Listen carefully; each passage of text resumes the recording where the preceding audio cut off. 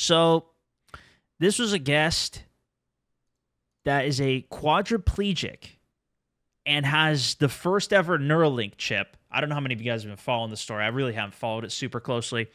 But essentially, he's able to control a computer with just his brain, and an algorithm is reading his brain waves to translate what he wants as an input. The way he was explaining it in the podcast was like, he trains his right hand movement, because obviously he can't actually move his right hand. But when he thinks about moving his right hand or finger, it does something on the computer like pushing X or R to reload or whatever. And he can specifically map it. But it was making it so that the algorithm was essentially reading his mind of what he wanted to do without him even having to do that. So he didn't even have to think about moving his finger to trigger the effect. So let's just listen to it. They'll play shooters like Call of Duty. Yeah. That brings up another thing. Like, I basically have an AIMBOT in my head. So, that's crazy. Yeah, they'll probably have like different leagues for people like me, because it's just not fair. Wow, is it? He's gonna get banned. It's that accurate. He's gonna get banned, and it's faster. One thing that I found with the Neuralink is something that kind of blew my mind too. Is that when I'm attempting to do stuff sometimes, or I'm thinking it to like move in a certain place, sometimes it's so good that it's moving before I even like think it to move. It's almost like if you think about moving your hand, the signal is basically already being sent before you move your hand. Like your mind is saying, okay, he's about to move his hand, basically. So the signal needs to be sent all the way down and back up in order for you to move your hand. It's a lot of delay. So the speed that all that. So you'll be able to play. It's a lot of delay waiting for that signal to travel from your brain to your hand. But basically, if it's just reading your mind, and the algorithm learns that, okay, I just want to stay on target and track this guy's head, it will essentially do what you are wanting it to do. Now, this is probably a while out in the future, but is this not our future? Are multiplayer shooters just going to be completely dead? I think if anything, it's going to be just a big shift in what the actual gameplay is, because it wouldn't even be the reaction time. Like, that's a big part of COD and FPS games right now. It's also your level of accuracy with that reaction time. But then it's also a lot of the strategy and positions and where you are moving and planning ahead, to where that would probably be the bigger thing. It'd be more of the tactics, if nothing else. But crazy that this is already working, and he already has AIMBOT built into his head. This is something else that we've seen where people will just even overlay on their system an AI that will then, figure out how to play the game and stay on target and give them like AI aim assist. I saw something about that a while ago, although I don't know if anybody's using it. And then also, how do you track that? How do you counter it? I don't know. Multiplayer FPSs are going to be, multiplayer games in general are just going to get crazier as, if they put chips in your head, that's going to get even crazier. That one was wild, though. It'll be a gamer movie in real life. But here's the thing. I think if you are doing exactly what you want to do, like half of learning a mouse and key, I found the same thing when I was playing virtual reality as well, especially at the beginning of it. And I think that's going to be regardless. It's just mastering the controls to execute what you want to do, so you're not even thinking about it.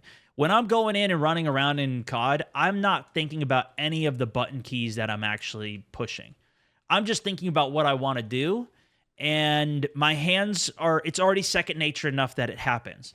But there is an input delay from my brain to my hands, and my hands also often make mistakes, and it's also very hard to actually stay on target and translate that information, especially based on the reaction time of this person changes directions mid-fight. Switching to stay on them is, that's a lot of the challenge for it. If that is a more seamless process, and it's even more intuitive to what you would do anyways, it makes me think like this would be really, it's that much closer to like the real Ready Player One, right? We've got a headset for virtual reality. When I went and played Contractors and did that video, it was cool because I was in it and I physically had to move my body and everything. And that gave me a good sense of, actually taking the actions for it, but it doesn't translate perfectly. And if it's aimbot accuracy tracking perfectly to what you want to do and you can train yourself to do it, then that becomes crazy, especially if you then go into virtual reality with it. That would be crazy. Yeah. Neuralink, obviously, you can get one too. Just DM Elon. Yo, Elon. I don't know, dude. That sounds scary. Realistically, getting that done, I don't know how they mass produce that. Have their own league. I mean, if enough people do it in the future, and there's like and it's cool to watch. It was like the other thing that I saw, the enhanced games. Congrats. Anyone ever seen the movie Kingsman? We all get chips in our head. I don't think I've seen that one. Now we have small bombs in our head or something that can trigger aggression. Yeah, I mean, how do you know that can't get hacked? The guy was saying that it's just a Bluetooth.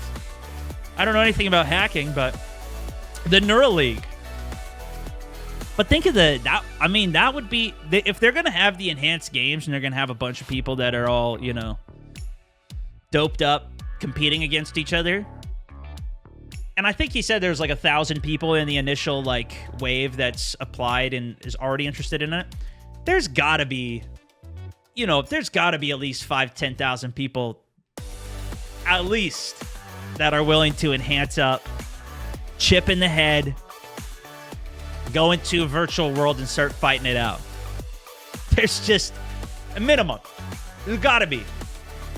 That's, and I mean, then how much would people pay to watch that?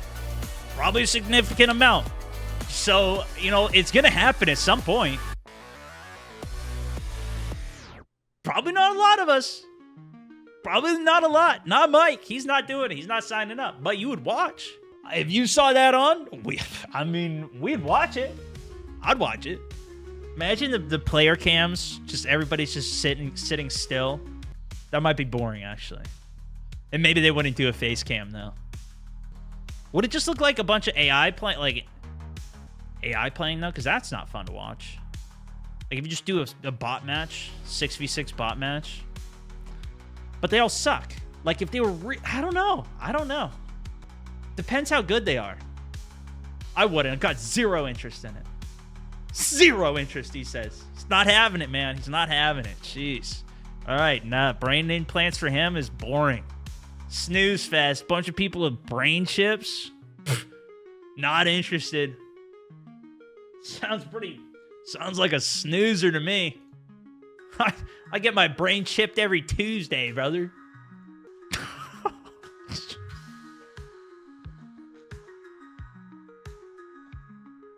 Only pan to them if they're having a seizure because the chip's malfunctioning. Oh, jeez, bro. Imagine, no, you know, like some of the games or some of the TV shows that I've seen where they do this like simulation in an environment. Maybe it was a Black Mirror episode or something. But if you die in the game, you die, like your character dies or whatever. Oh man. Yeah, that's that might be the future, dude. It's not funny. I don't know. Yeah, that might be reality though. I don't know.